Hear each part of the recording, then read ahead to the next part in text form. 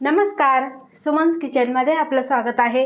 आज आपण मोड आलेल्या मटकीची झणझणीत तर्रीदार रस्सा भाजी कशी बनवायची ते पाहणार आहोत। रेसिपीला सुरुवात करण्याआधी तुम्हाला एक निवेदन आहे, अजूनपर्यंत तुम्ही माझ्या चॅनलला सबस्क्राईब केलं नसेल तर सबस्क्राईब जरूर करा आणि हो, रेसिपी थोडी जरी आवडली तरी एक लाईक नक्की करा। चला तर मग रेसिपीला सुरुवात करूया। तर इथे मी 1 कप मोड आलेली मटकी घेतलेली आहे आणि स्वच्छ करून घेतलेली आहे। मटकीला मी घरीच मोड आणलेले आहे, त्यामुळे मोड बघा अतिशय सुंदर असे आलेले आहे। आता ही मटकी आपल्याला कुकरला शिजवून घ्यायची आहे। तर इथे आपण कुकर गॅसवर गरम करायला ठेवला आणि यामध्ये आपल्याला ही मटकी घालून घ्यायची आहे। आता मटकी घातल्यानंतर यामध्ये आपल्याला घालायचं आहे पाणी। खूप जास्तीचं सुद्धा पाणी घालायचं नाही। इथे मी फक्त अर्धा ग्लास पाणी घातलेलं आहे आणि अगदी थोडंसं आपल्याला मीठ घालायचं आहे। हे सगळं आपण मिक्स करून घेऊ आणि त्यानंतर आपल्याला झाकण लावून एक शिट्टी काढून घ्यायची आहे। आता कुकरची शिट्टी होते तोपर्यंत आपल्याला वाटण तयार करून घ्यायचं आहे। त्या वाटणासाठी काय काय साहित्य घेतलेलं आहे ते बघूया। एक मीडियम साईजचा कांदा भाजून घेतलेला, त्यानंतर 1 चमचा पांढरे तीळ भाजलेले, 2 चमचे सुकं खोबरं हेही भाजून घेतलेलं, 1 चमचा धणे भाजलेले, त्यानंतर घेतलेलं आहे इथे अर्धा छोटा चमचा खसखस भाजून घेतलेली, 2 लवंग, 2 मिरी आणि 2 दालचिनीचे तुकडे हे सुद्धा भाजून घेतलेले आहे।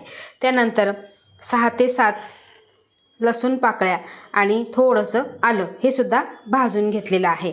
त्यानंतर थोडीशी कोथिंबीरच्या काड्या घेतलेल्या आहे आणि थोडी कोथिंबीरची पाने घेतलेली आहे। आता आपल्याला खोबरं, तीळ, धणे आणि हे खसखस एकत्र वाटून घ्यायचं आहे। इथे मिक्सरचं भांडं घेतलेलं आहे आणि त्यामध्ये घालायचं आहे आपल्याला धणे, त्यानंतर तीळ, खसखस, लवंग, दालचिनी आणि मिरी आणि खोबरं। आता हे घातल्यानंतर आपल्याला पाणी घालायचं नाही, आपल्याला फक्त असंच वाटून घ्यायचं आहे। कारण सगळं जर वाटण आपण एकत्र केलं तर खोबरं हे व्यवस्थित बारीक होणार नाही, त्यासाठी आपल्याला हे आधी बारीक करून घ्यायचं आहे। तर अशा पद्धतीने आपण हे वाटून घेतलेलं आहे। आता यामध्येच आपल्याला घालायचं आहे कांदा, त्यानंतर घालायचं आहे आपल्याला आलं, लसूण आणि कोथिंबीर। आपल्याला अगदी थोडंसं पाणी घालून हे वाटण तयार करून घ्यायचं आहे, खूप जास्तीचं सुद्धा पाणी घालायचं नाही। तरी ते आपण कमीत कमी पाण्याचा वापर करून हे वाटण तयार करून घेतलेलं आहे। आता आपल्याला मटकीची भाजी बनवायची, त्यासाठी गॅसवर कढई गरम करायला ठेवली आहे आणि यामध्ये घालायचं आहे आपल्याला तेल। इथे मी 4 चमचे तेल घेतलेलं आहे। तेल तुम्ही तुमच्या आवडीप्रमाणे कमी जास्त घ्यायचं आहे।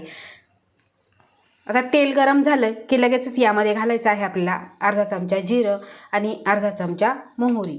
छान असे हे फुलवून घ्यायचं आहे। जिरं मोहरी फुलले की यामध्ये आपल्याला कोरडे मसाले घालायचे आहे। तर इथे मी घेतलेले आहे पाव चमचा हळद, 1 चमचा काश्मीरी मिरची पावडर, 1 चमचा साधं लाल मिरची पावडर आणि 1 चमचा घेतलेला आहे कांदा लसूण मसाला। आता यामध्ये घातल्यानंतर लगेचच आपल्याला हे वाटण घालायचं आहे।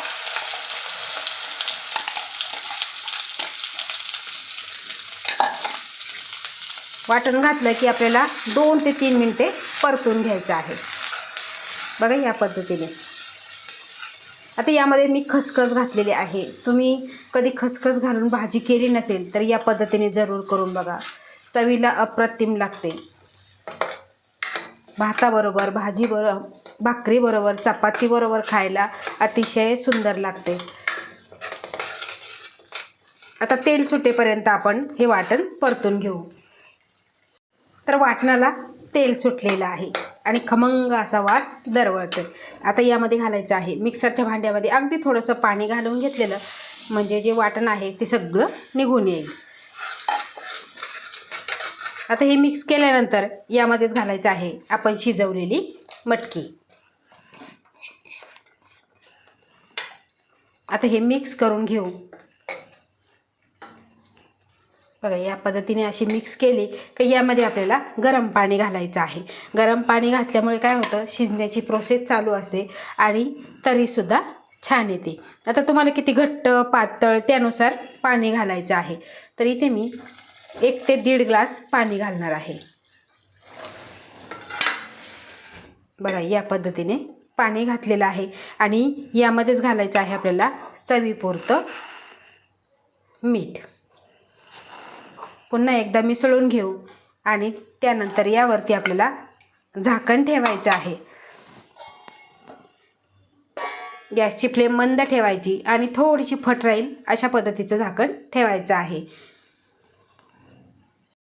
झाकण ठेवल्यानंतर आपल्याला 5 ते 7 मिनिटे आटवून घ्यायचे आहे. कारण मटकी आपण शिजवून घेतलेली आहे, पण जो रस्सा आहे तो थोडासा आटवून घेतला की चव छान लागते. त्यासाठी आपल्याला आटवून घ्यायचं आहे.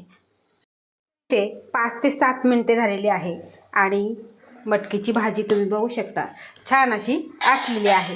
आता यामध्येच घालायची आहे आपल्याला भरपूर सारी कोथिंबीर आणि मिक्स करून घ्यायचं आहे. आता तुम्ही इथे भाजी बघू शकता, खूप घट्टही नाही आणि खूप पातळही नाही. छान अशी मटकी आपली शिजलेली आहे. आता मी तुम्हाला सांगितलेलं मटकीची ही भाजी तुम्ही भाकरीबरोबर, भाताबरोबर, चपातीबरोबर खाऊ शकता, डब्याला नेऊ शकता. अतिशय सुंदर होते आणि एक खास आपण वेगळा मसाला बनवलेला आहे, त्यामुळे त्याची चव ही दुपटीने वाढते. नेहमी आपण एकच मसाल्याची भाजी बनवतो, पण माझ्या पद्धतीने वेगळ्या वाटणातली तुम्ही ही मटकीची रस्सा भाजी जरूर करून बघा आणि तुमचा अभिप्राय मला कमेंटद्वारे नक्की कळवा. आवडल्यास लाईक करा, शेअर करा, सबस्क्राईब करा आणि बाजूचं बेल आयकॉन बटन प्रेस करा. धन्यवाद.